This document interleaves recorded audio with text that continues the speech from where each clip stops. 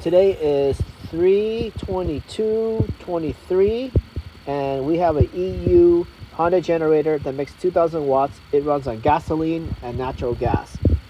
Not natural gas, propane. It can run on natural gas with a special regulator, but right now it's propane, like the kind you grill with. So to work on that regular gasoline, you just open this here, put in the gas, and then turn on the choke and pull it, and it'll start. And then if you think you have to vent it out or something, but we're not using gasoline. And if you're using a gasoline and you don't clean it or take all the gasoline out, next year it'll clog up the carburetor. So now we're on propane. So propane looks like you just open this connector out, open that out, and then fit it in somehow. And make sure when you're done, don't get any dirt in here, because one little dirt speck will clog the whole system. Now this bad boy, you recognize this because this goes into your grill tank, the 20-pounder. Open that, tighten it up, and so everything is ready. So I think you would. So choke is off. Now you turn on the choke, and then you want to prime it, meaning getting a little bit of propane gas into the unit by hitting some button.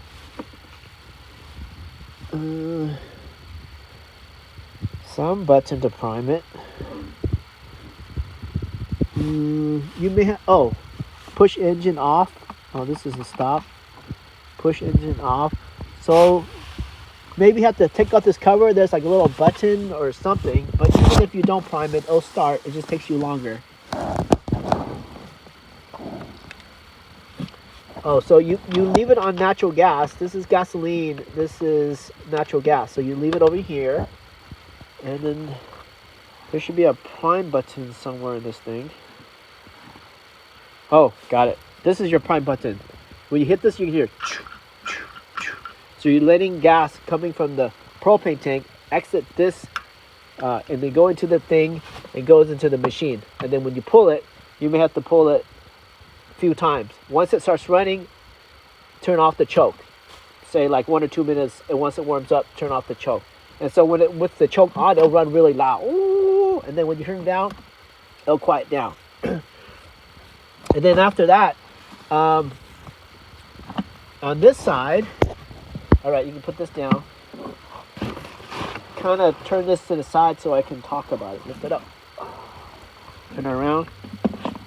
So on this side, you have 110 and 110. So that's obvious. If you need to charge a 12-volt battery, you need to use this plug and charge your car. And then you have this thing, eco on or eco off. Eco on is like basically saving the gas mode, and eco off, it just runs all the time. So eco on means like it starts figuring out how much electricity it needs, and then it'll back its own power down to save on electricity. And then eco off, it just runs 100% no matter what.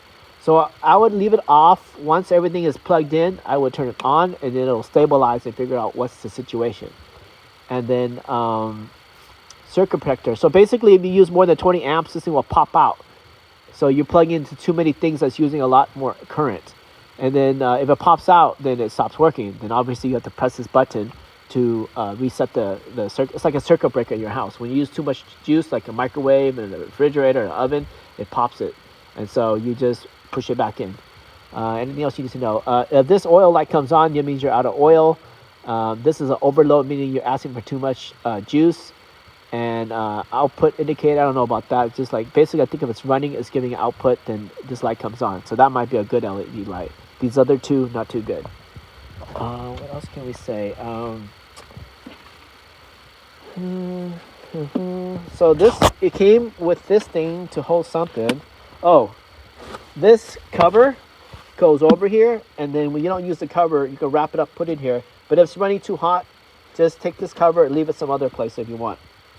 But basically this cover goes over it, and then has like a little handle so you can put your hand in there. And then you may not need to open this up at all. And of course, this is kind of common sense, but you don't want to leave this in a room because it's an engine, so it's going to come out with exhaust. So if you're in a closed area, you're going to die. So it needs to be like somewhat outside, or a hose going outside, or doing something outside, or else you will get carbon monoxide poisoning. It is one of the most quiet, I think it's like 55 or 50 decibels, so it's super quiet. All right, that's it. Oh, then you need to get some propane tanks.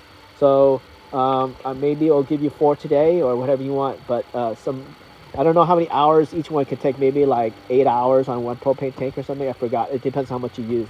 Just the math. I did some math a long time ago, but I don't remember the math now. All right, thanks for watching.